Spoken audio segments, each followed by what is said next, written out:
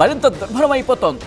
వ్యాపారాలు లేవు, వాణిజ్యం బంద్ అయిపోతుంది. భారత్తో కయ్యం పెట్టుకున్నాడు. ఇప్పుడు ఏమైనా వ్యాపారం కావచ్చు, లేకపోతే వాణిజ్యం జరగాలంటే బంగాళాఖాతం నుంచి అరేబియా సముద్రంకి, అంటే దాదాపుగా శ్రీలంక వరకు వెళ్ళిపోవాలి. అక్కడ వరకు వెళ్ళాలి. అదే ఒక మాటలో చెప్పాలంటే, ఇదిగోండి ఒకసారి రిక్వెస్ట్, ఒకసారి ఫ్రేమ్ చూపించే ప్రయత్నం చేయండి. ఇక్కడ నుంచి ఇలా వెళ్ళేదానికి ఇక్కడ ఉంటుంది బంగ్లాదేశ్. సో ఇక్కడ ఉంటుంది బంగ్లాదేశ్. ఇక్కడ నుంచి ఇలా అడ్డంగా గుజరాత్ వైపు కావచ్చు, ఇటువైపు ఇలా వచ్చే అవకాశం ఉంటుంది. నేరుగా మనకి అరేబియా సముద్రంలోకి వెళ్ళిపోవచ్చు. ఇక్కడ నుంచి పశ్చిమ దేశాలకు మార్కెటింగ్ చేసుకోవచ్చు, తన వాణిజ్యాన్ని కొనసాగించవచ్చు. ఎప్పుడైతే భారత్తో గొడవ పెట్టుకున్నాడో, ఈ 7 సిస్టర్స్ గురించి మాట్లాడాడో, మరి ముఖ్యంగా భారత్తో భద్రతా విషయాలకు సంబంధించి కాస్త ఇబ్బందికర వాతావరణానికి గురి చేసే ప్రయత్నం చేశాడో, భారత్ ఇది మనం ఫ్రీగా ఇచ్చాం దాదాపుగా. సో ఇది బంద్ చేసేసింది. ఇది బంద్ చేసిన తర్వాత ఇప్పుడు ఏం చేశాడు? ఇప్పుడు ఇంకా ఏదో పిచ్చి పేలాపన పేలుతున్నాడు. సో ఇలాంటివన్నా మనం ఇలాంటివన్నీ మనం మర్యాద ఇవ్వాల్సింది. ఇప్పుడు ఇలా బంగాళాఖాతం నుంచి అరేబియా సముద్రంలోకి వెళ్ళాలి. కింద ఉంటుంది కదా శ్రీలంక, అక్కడ అంటే బంగాళాఖాతం నుంచి అరేబియా సముద్రంలోకి వెళ్ళి చేసుకోవాలి. ఇటువంటి ఇబ్బందికర వాతావరణం గురి చేసిన వ్యక్తులకే మనం మర్యాద ఇవ్వాల్సిందే. యుఎన్ఎస్కు సంబంధించి సవాల్గా మారింది ఇప్పుడు శాంతి భద్రతల పరిరక్షణ. అక్కడ అంశం శాంతి భద్రతలు ఏమవుతున్నాయో తెలియదు. ఆర్మీ విషయాల్లో కలుగు చేసుకునే ప్రయత్నం చేస్తున్నాడు. దేశానికి తాత్కాలిక ప్రభుత్వాధినేత మాత్రమే, ప్రధాని కాదు. ప్రభుత్వాధినేత అఫ్కోర్స్ ప్రధాని కావచ్చు, కానీ ఆ పేరు ఇవ్వలేదుగా. కేర్ టేకర్ గవర్నమెంట్, అంతే కదా. కేర్ టేకర్ గవర్నమెంట్ అయినప్పుడు నువ్వు నీ పరిధుల్లో నువ్వు మెలగాలి. దేశాన్ని రక్షించమని చేతిలో పెడితే, దేశాన్ని భక్షించే ప్రయత్నం చేస్తే ఆ దేశ ప్రజాస్వామ్యం ఊరుకుంటుందా? ఇప్పుడు అదే జరుగుతోంది. నువ్వు తీసిన గోతులో నువ్వే పడ్డావు. అవామీ లీగ్ని క్యాన్సిల్ చేశావు. బిఎన్పి ఒకటే ఉంది తెలుసు. బిఎన్పికి ఇంకా ఉంత ఎలక్షన్స్ పెడితే నేనే గెలుస్తా, రాజకీయ ఆకాంక్షలు వాళ్ళకు ఉంటాయి. సో వాళ్ళ పాయింట్లో వాళ్ళు పోటీ చేస్తున్నారు. ఎన్నికలైతే మేమే గెలుస్తాం, ఇంకెందుకు క్లియర్ మెజారిటీ. అవామీ లీగ్ లేదు కాబట్టి ఇన్ని ఈక్వేషన్స్ అన్నీ కూడా ప్రస్తుతం మహమ్మద్ యూనస్కు వ్యతిరేకంగా ఉన్నాయి, వ్యతిరేకంగా తగులుతున్నాయి. దీంతో మహమ్మద్ యూనస్ గద్దెని దిగే అవకాశానికి ముందే అరెస్ట్ అయ్యే అవకాశాలు ఉన్నాయంటూ పెద్ద ఎత్తున చర్చ జరుగుతుంది. ఒకసారి మీరు కమెంట్ చేసే ప్రయత్నం చేయండి. మహమ్మద్ యూనస్ సంబంధించి ఎటువంటి క్లిష్ట పరిస్థితులు ఎదుర్కోబోతున్నాడు? అట్ ద సేమ్ టైం బంగ్లాదేశ్కు సంబంధించి బంగ్లాదేశ్కి భారత్కు మధ్య సత్సంబంధాలు అలాగే బతుకున్నాయి. ఇలాంటి రాజకీయ నాయకులు వీళ్ళ దుర్బుద్ధి కోసం, రాజకీయ నాయకుడు కూడా కాదు, నోబెల్ శాంతి బహుమతి గ్రహీత, బహుశా మరి ఏం శాంతో ఏందో అతంతేందో, మరి ఈ మనిషి ఏందో అంత శాంతి గ్రహీత ఇటువంటి అశాంతి గురి చేయడం ఏందో మీకే తెలియాలి. ఒక్కసారి మీరు కమెంట్ చేసే ప్రయత్నం చేయండి. ఎందుకంటే మహమ్మద్ యూనస్కి సంబంధించి మాట్లాడుకున్న సందర్భంలో అటువంటి పరిస్థితులు అక్కడ ఎదురవుతున్నాయి. బంగ్లాదేశ్ను పూర్తిగా దివాళా తీసే పరిస్థితి తీసుకొచ్చే సందర్భంలో ఎలక్షన్స్ పెట్టుకుని అక్కడ ఆర్మీ డిమాండ్ చేస్తోంది. లేకపోతే పరిస్థితులు ఏం జరిగే అవకాశం ఉంది?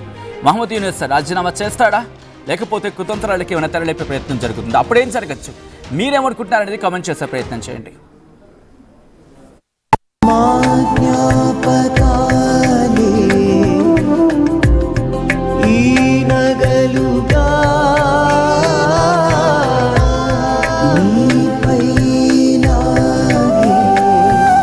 అమ్మాయి గౌరవాన్ని అమ్మలా కాపాడుతుంది గోకులం సిగ్నేచర్ జ్యువెల్స్.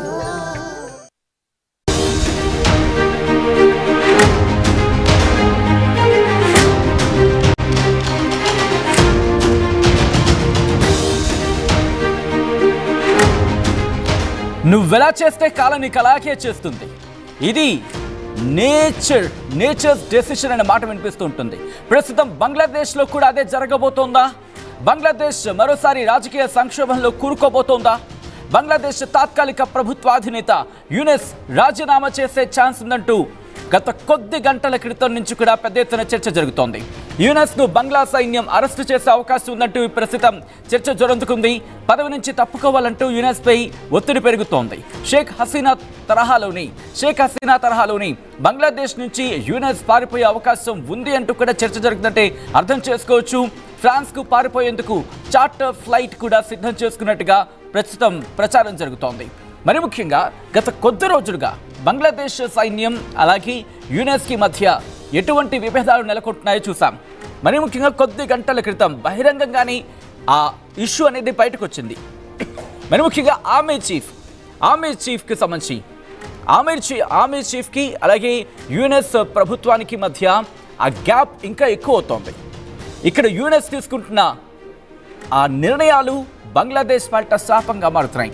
దానికన్నా ఆర్మీ పాలిట అవి మరి ముఖ్యంగా కవర్ చేయలేనంత డ్యామేజ్ని తీసుకొస్తున్నాయి. యునెస్కు సవాల్గా మారింది శాంతి భద్రతల పరిరక్షణ.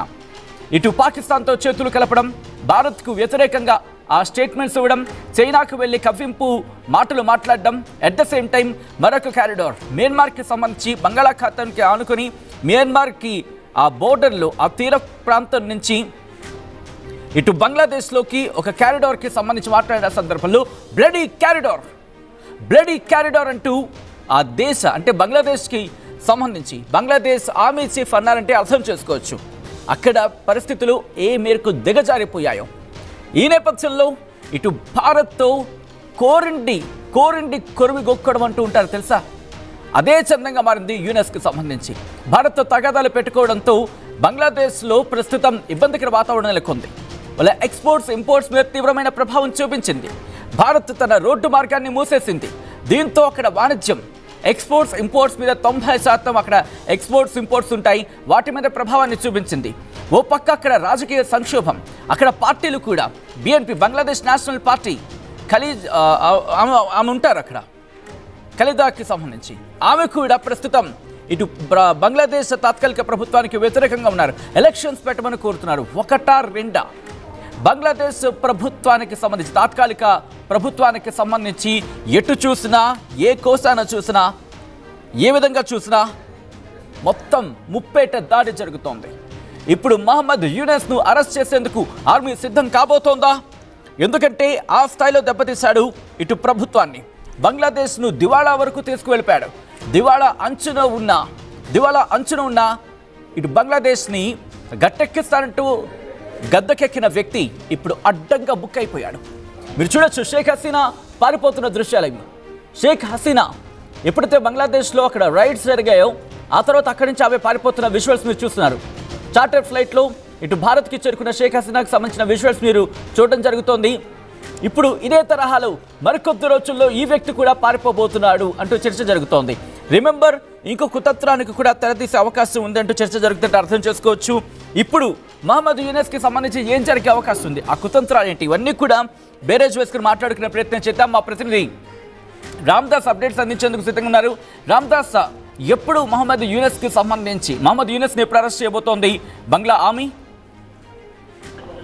ఇప్పుడు బంగ్లాదేశ్ లో ఉన్న పరిస్థితుల నేపథ్యంలో రాజకీయ ఒత్తిడి అలాగే సైన్యం అరెస్టు భయం మధ్య ప్రస్తుతం మహమ్మద్ యూనిస్ దేశం విడిచి పారిపోవాలని ఆలోచిస్తున్నట్లుగానైతే అక్కడి నుంచి అందుతున్నటువంటి సమాచారం.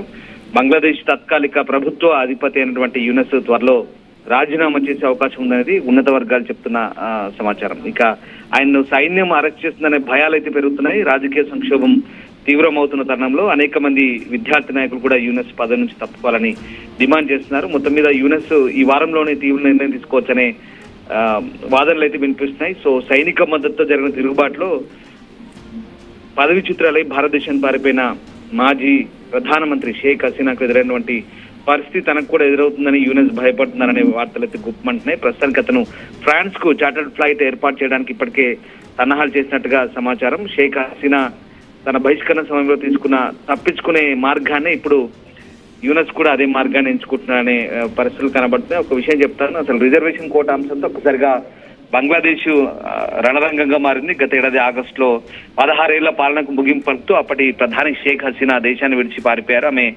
భారతదేశానికి వచ్చారు. మన హిందన్ ఎయిర్ బేస్ కి రాగానే మనం అక్కడ ఆమెను ఆశ్రయం ఇచ్చాం. ప్రస్తుతం ఆమె భారత్ లో ఒక సురక్షిత ప్రాంతంలో తలదాచుకుంటున్నారు. దాని తర్వాత